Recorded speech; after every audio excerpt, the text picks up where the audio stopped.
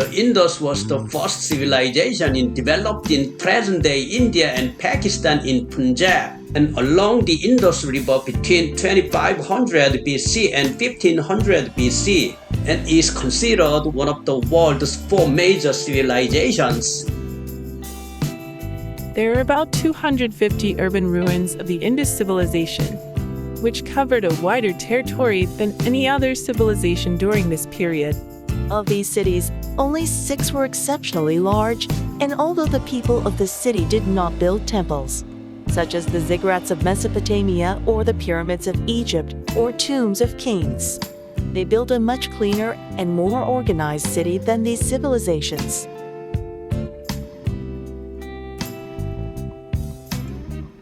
Among them, Harappa, Mohenjo-daro, and Dholavira are the most prominent. The remains of these cities remain majestic, with a width of 1 kilometer and a length of 1.2 kilometer.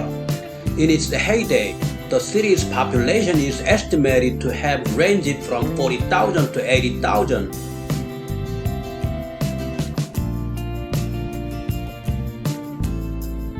The cities of the Indus Civilization were inhabited by artisans who were skilled craftsmen.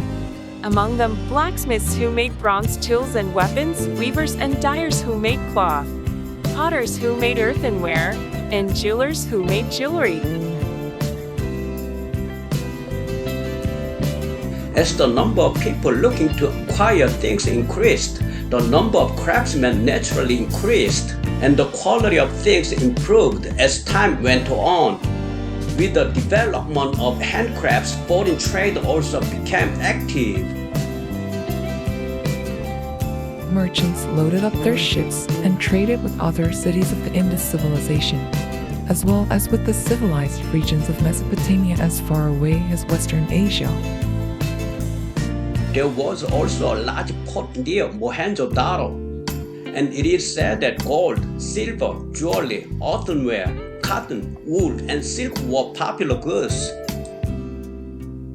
Another artifact that underpins this vibrant trade is the Indus Seal.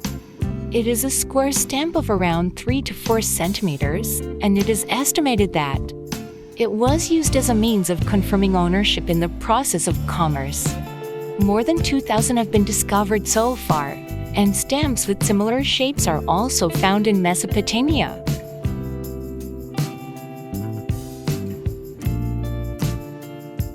In addition to letters and symbols, various figures such as goddesses and animals are engraved on these seals. So some people speculate that these seals may have been used as charms rather than stamps. Recently, it has been argued that these pictures may be symbols or characters, but their content has not yet been deciphered, so the exact use cannot be known. People of the Indus Civilization worshipped land and water. Since this period was long before the establishment of the Brahmin system, there were few Hindu elements, unlike in later India. Handcrafts and commerce also developed, but since agriculture was the most important industry, natural objects related to agriculture were regarded as valuable beings.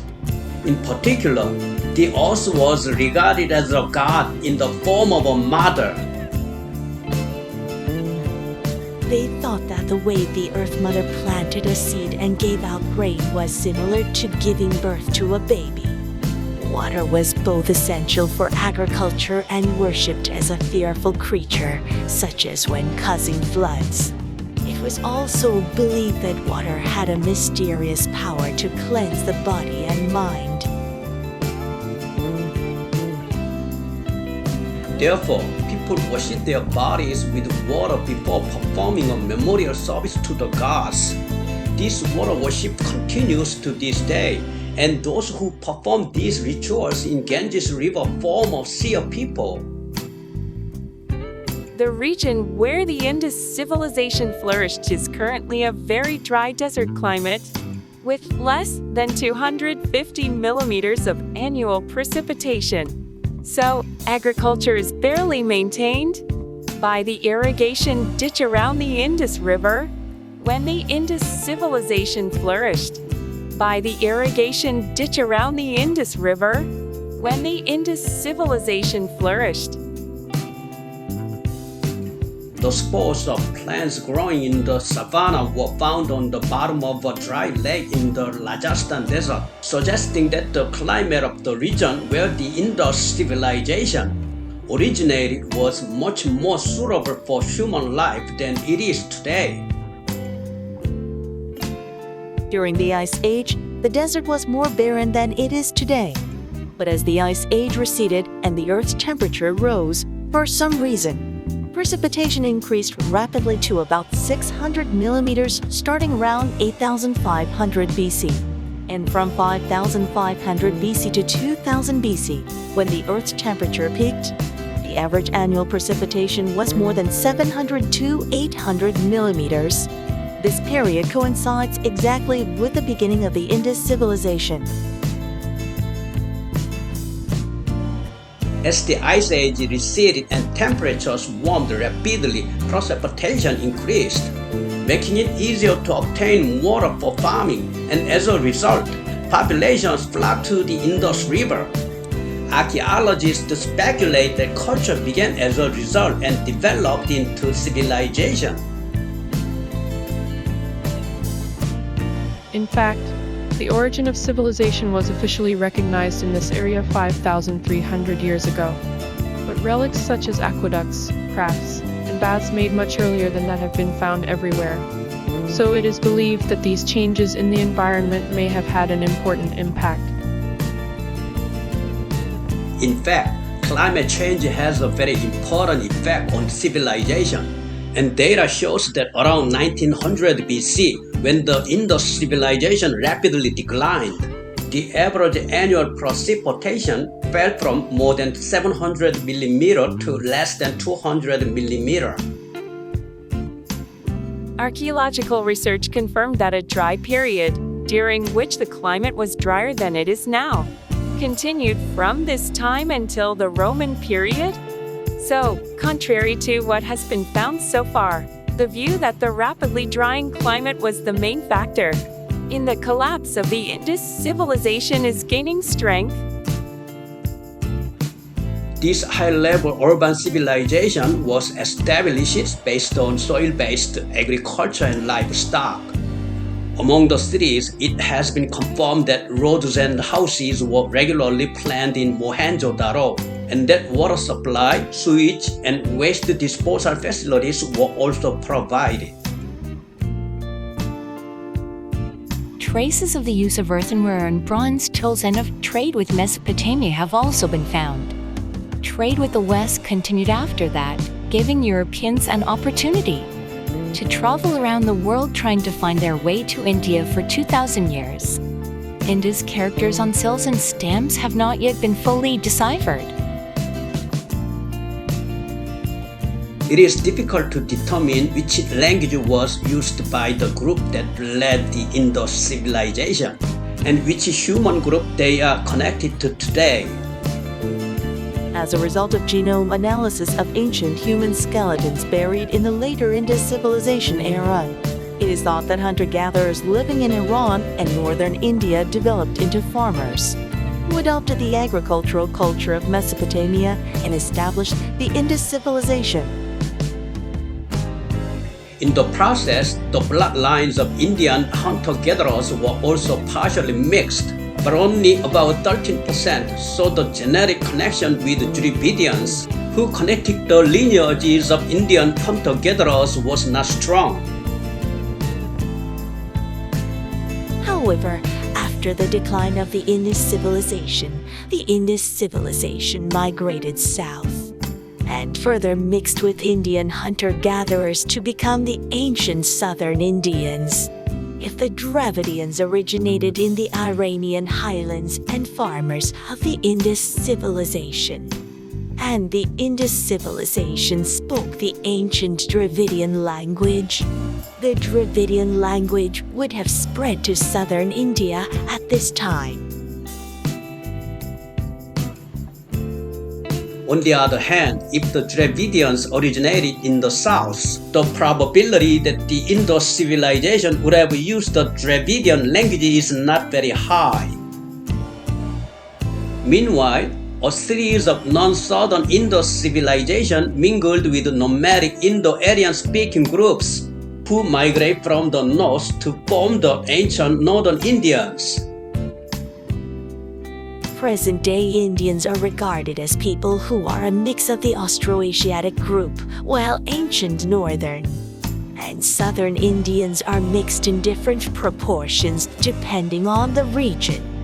The Indus civilization declined for some reason before the Aryans moved south.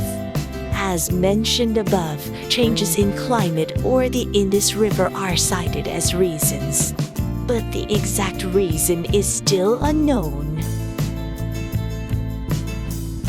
In addition, Pakistan, which currently occupies most of the region, is an Aryan-based and Islamic country and prevents access to the ruins of the Indus civilization with pretexts such as ground erosion, so field research is impossible.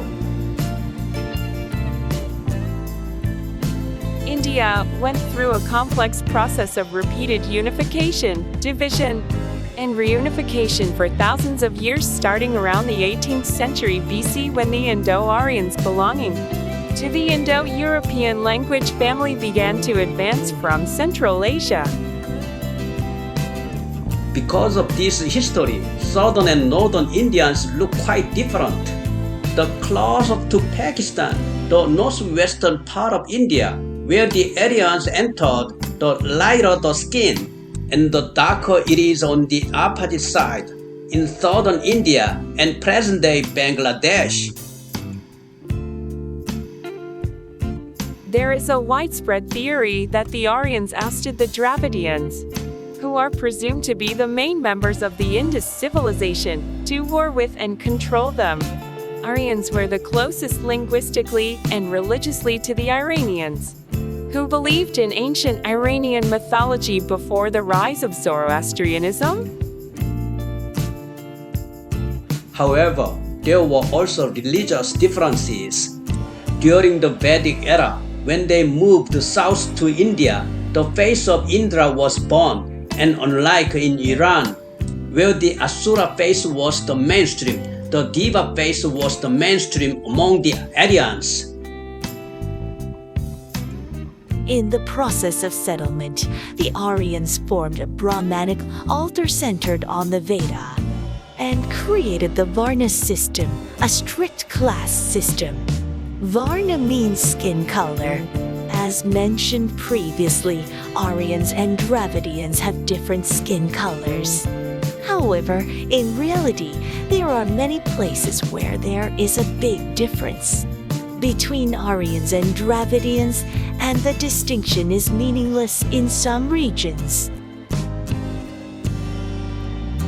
This hierarchy was later called the caste system, along with the classification of the Jadi as having strong professional tendencies.